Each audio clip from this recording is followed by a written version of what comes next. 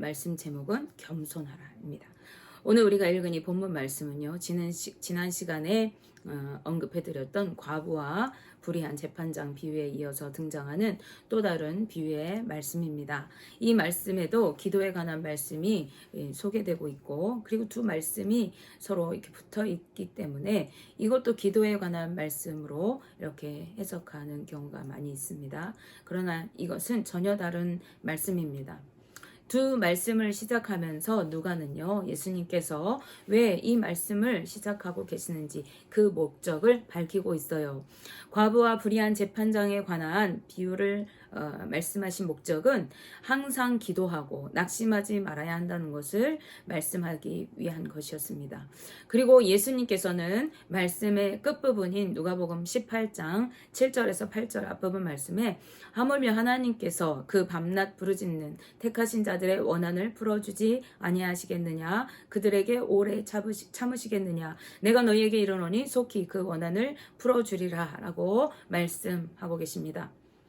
이 말씀이 주님의 제자들과 주님을 따르던 무리들에게 하신 말씀이라는 것을 뜻하는 거예요.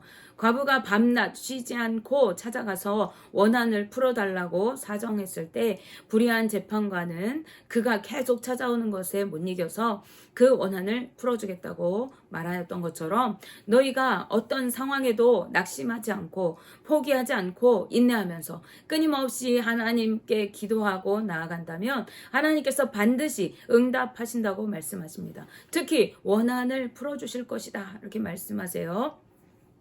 이것은 앞으로 주의 제자들이 겪게 될 고난과 어려움 속에서도 포기하지 않고 끝까지 믿음을 지키면서 인내로 기도를 쉬지 말아야 할 것을 말씀하는 것이라고 이해하면 좋겠습니다. 반면에 오늘 말씀에서는요, 바리새인과 세리의 기도에 관한 비유의 말씀을 하고 계시는데 그 대상과 목적이 전혀 다릅니다. 예수님께서는 이 말씀을 자기를 의롭다고 믿고 다른 사람을 멸시하는 자들에게 하시는 것이라고 누가는 분명히 그 목적을 밝히고 있어요. 누가복음 18장 9절 말씀해 보시면 또 자기를 의롭다고 믿고 다른 사람을 멸시하는 자들에게 이 비유로 말씀하시되 이렇게 말씀합니다. 멸시한다는 것은요, 업신여기고 깔보는 것을 뜻합니다. 즉 다른 사람을 무시하고 함부로 대하는 것을 말해요. 그렇게 행동하는 자들에게 예수님께서는 이 말씀을 하셨습니다. 이것은 어떤 개인이 아니라 그런 부류의 사람들이 있었다는 것을 의미해요. 당시에는 스스로 의롭다고 여기고 다른 사람들을 정죄하고 업신여기던 사람들이 있었죠. 그가 누구입니까? 바로 비유에도 언급되고 있는 바리새인들을 비롯한 서기관들, 종교 지도자들을 이야기하는 것입니다. 이들은 누구보다 열심히 성전에 출입하는 자들이었고 제사 드리는 자들이었고 말씀을 연구하고 가르치는 자들이었고 금식하며 기도하는 자들이었어요. 이들은 율법의 행위들을 준수한다고 자부하는 자들이었습니다. 그래서 사람들의 눈으로 볼 때 이 사람들은 가장 거룩하고 의로운 사람들이었고 사람들로부터 존경과 높임을 받는 사람들이었어요. 그러나 그 속에는 탐욕과 이기심과 악독이 가득 차 있었고 그런 그들의 심중을 모두 꿰뚫어 보고 계시는 예수님께서는 오늘 이 비유의 말씀을 하고 계신 것입니다. 바로 그들이 거룩하게 보이려고 오래 기도하는 것 같지만 정작 그들이 어떤 마음으로 하나님 앞에 서 있는지를 드러내 보이고 계시는 것입니다. 그리고 하나님 앞에 어떻게 서야 하는지를 말씀해주고 계신 것이죠. 그렇다면 우선 바리새인들이 어떤 자세로 하나님께 기도하러 성전에 나갔는지 우리가 살펴보아야겠습니다. 첫째로 이 바리새인들은요, 다른 사람을 정죄하는 마음으로 하나님께 나아갔어요. 누가복음 18장 11절 말씀에 바리새인은 서서 따로 기도하여 이르되 하나님이여 나는 다른 사람들 곧 토색, 불의, 간음을 하는 자들과 같지 아니하고 이 세리와도 같지 아니함을 감사하나이다 이렇게 말씀하고 있습니다. 다른 사람은 토색하고 불의하고 간음을 저지르는 그러한 죄인들이지만 나는 그렇지 않은 사람입니다 이렇게 말하고 있는 것이죠. 그렇지 않은 내가 그렇지 않은 사람인 것이 감사합니다 이렇게 얘기하는 거예요. 여기서 토색이라고 하는 것은요, 억지로 다른 사람의 돈이나 물건 따위를 빼앗는 것을 의미합니다. 원어적으로 이 명사적 의미는요, 강도를 뜻하는 단어라고 해요. 그 의미만 봐도 우리가 그것을 분명히 알 수가 있어요. 이는 로마에 고용되어서 동족인 유대인들에게 세금을 거두는 당시 세리들의 행위를 염두에 둔 말로 자주 사용되던 말이라고 해요. 또한 바리새인들로 대표되는 유대인들은요, 외형적으로는 율법을 잘 지키는 자들과 잘 지키는 자들이었어요. 그런데 그와는 달리 다른 사람들은 율법을 제대로 지키지 않고 의롭지 못한 삶을 사는 불의한 자들로 지금 이 바리새인이 취급하고 있는 것을 볼 수가 있습니다. 그런가 하면요, 세리들과 함께 대표적으로 죄인으로 꼽히는 부류의 사람들 중에는 창기들이 있어요. 그들은 간음을 행하는 죄인들이어서 구원받지 못할 자들로 여겨지고 있었습니다. 따라서 바리새인의 기도는요, 기도라기보다는 다른 사람들을 정죄하고 자신은 그들과 달리 율법을 잘 지키는 의로운 사람인 것에 감사한다고 말하고 있는 것입니다. 이것은 진정한 감사라기보다는 자신은 그들과 다른 존재라는 것을 확인하고 스스로 만족하는 표현에 지나지 않는 것이죠. 따라서 이러한 기도는 하나님께서 기뻐 받으실 수가 없는 것입니다. 오히려 이것은 기도라고 할 수조차 없는 그러한 자신의 개인적인 만족을 이루기 위한 그런 말들에 불과한 것이죠. 이렇듯 다른 사람을 정죄하는 마음으로 하나님께 나아가는 것은 올바른 신앙인의 자세라고 할 수가 없습니다. 우리 믿음의 사람들은 다른 사람을 정죄하고 판단하면서 나는 저 사람보다 나으니 의롭다고 여기는 것은 잘못된 모습이라는 거예요. 그런 마음으로 하나님께 예배하고 기도하는 것은 하나님께서 기쁘게 받으시지 않는 모습인 것입니다. 자, 둘째로 바리새인은요, 자신의 행위를 공로로 내세우면서 하나님께 나아갔습니다. 누가복음 18장 12절 말씀에 나는 일해에 2번씩 금식하고 또 소득의 11조를 드리나이다 하고 라고 말씀합니다. 나는 일주일에 2번씩은 꼭 금식하고 기도하였습니다. 그리고 내 모든 재산의 11조를 꼬박꼬박 다 냈습니다. 이렇게 말하는 거예요. 얼마나 하나님께 의로운 자인지 보십시오. 얼마나 하나님 말씀대로 내가 순종해 살아가고 있는지 한번 보십시오. 내가 얼마나 열심히 예배하고 봉사하고 헌금하고 하나님의 교회를 위해 애쓰는지 한번 보십시오. 하면서 그는 자신이 행한 일들을 자랑 삼아서 떠들어댔습니다. 하나님의 은혜와 사랑에 감사할 줄 모르고 스스로 행한 일들을 공로로 삼아서 하나님 앞에 자랑하고 내세우고 있는 거예요. 이것은 매우 교만한 태도입니다. 우리가 누리는 모든 것들은 다 하나님의 것입니다. 하나님께서 축복하시고 은혜 주셔서 누리는 것들이죠. 우리의 존재 자체도 하나님의 은혜인 것이죠. 우리는 하나님의 피조물에 불과합니다. 하나님은 온 우주 만물의 주인이시자 창조주이시기 때문에 그렇습니다. 그래서 우리가 무엇을 하나님께 보답할 수가 있겠습니까? 우리가 행하는 것이 얼마나 하나님께 만족을 드리겠습니까? 하나님의 소유된 온 우주 만물보다 우리가 드린 것이 얼마나 더 가치 있겠습니까? 우리는 그저 하나님의 사랑과 은혜에 감사를 드리고 더욱 그분을 의지하면서 하나님의 도우심을 바라고 나아갈 뿐인 것입니다. 그런데 이 바리새인은요, 자신이 하나님을 위해 뭔가 대단한 것을 행한 것처럼 생각하고 있었습니다. 이렇게 생각하는 것은 내 삶은 내 것이다 라고 여기는 교만한 마음에서 나오는 것입니다.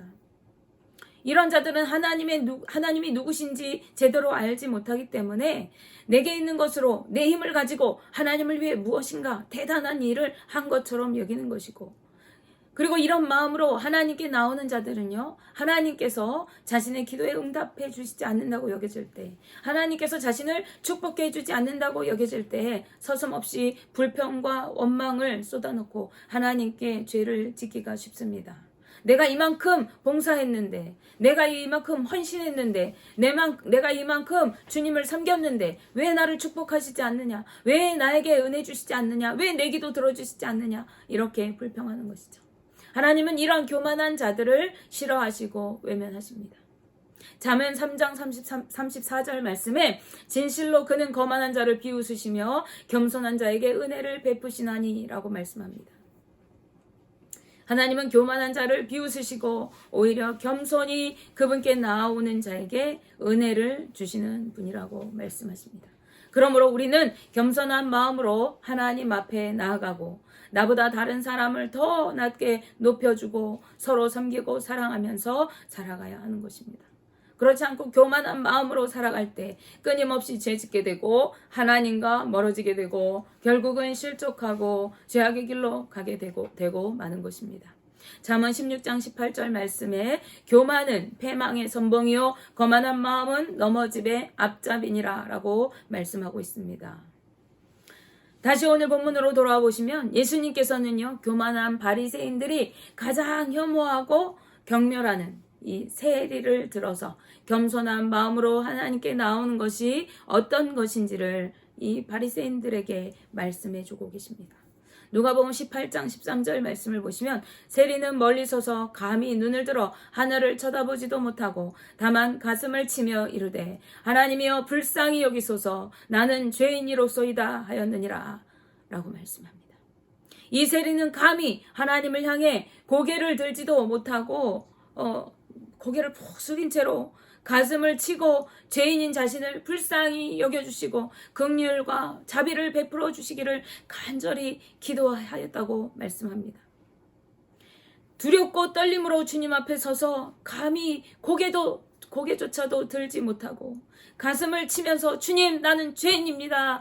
나를 용서하여 주옵소서 자신의 죄를 고백했다는 것은 그가 철저히 회개하고 있다는 것을 의미하는 것입니다. 그는 자신이 죄인임을 인정하고 고백하면서 겸손히 하나님의 용서와 자비를 구하고 있었던 것입니다. 하나님께서는 겸손한 마음으로 주님의 은혜를 사모하는 자에게 은혜를 주십니다.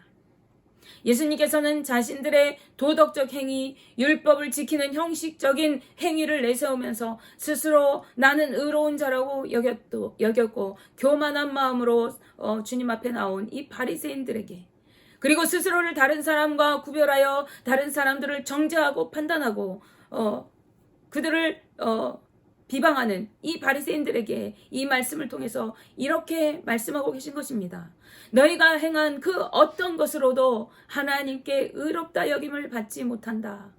너희가 아무리 금식하고 기도해도 아무리 많은 11조와 예물을 드려도 교만한 마음을 품고 다른 사람을 정죄하고 판단하는 한 너희 스스로 옳다고 여기며 회개하며 마음을 찢지 않는 한 너희가 내세우는 행위의 공로로는 결코 의로운 자라 여김을 받지 못한다. 결코 구원을 받을 수가 없다. 하나님께서 의롭게 여기시는 자는 자신이 하나님 앞에 죄인임을 깨닫고 겸손하게 하나님께 회개하며 엎드리는 자이다. 하나님의 자비와 긍휼을 바라고 그분의 은혜를 구하는 것이 하나님께서 원하시는 삶이다 라고 말씀하고 계신 것입니다. 우리는 예수님의 마지막 말씀을 통해서 그 의중을 알 수가 있어요. 누가복음 18장 14절 말씀에 내가 너희에게 이르노니 이에 저 바리새인이 아니고 이 사람이 의롭다 하심을 받고 그의 집으로 내려갔느니라. 무릇 자기를 높이는 자는 낮아지고 자기를 낮추는 자는 높아지리라 하시니라. 아멘.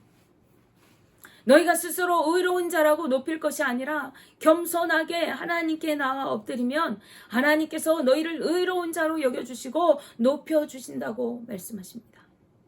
이 말씀은 당시의 바리새인들 뿐만 아니라 오늘 이 말씀을 읽고 믿는 우리 성도들에게도 동일하게 하시는 말씀입니다. 그러므로 우리는 온유하고 겸손한 마음으로 주님 앞에 나아가야 합니다. 우리의 믿음이 내 만족을 위한 것이 아니라 내가 나를 옳다고 인정하는 정도의 것이 아니라 하나님께 인정받는 믿음이 되어야 하는 것이죠. 이 정도 헌금하면 된 거지.